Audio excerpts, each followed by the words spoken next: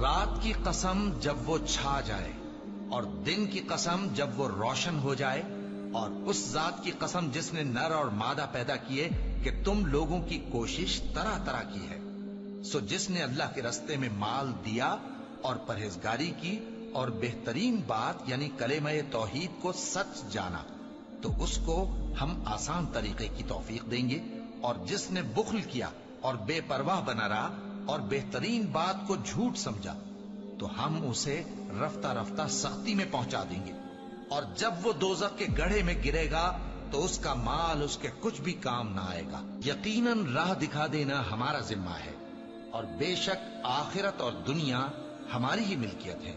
سو میں نے تم کو بھڑکتی آگ سے خبردار کر دیا ہے،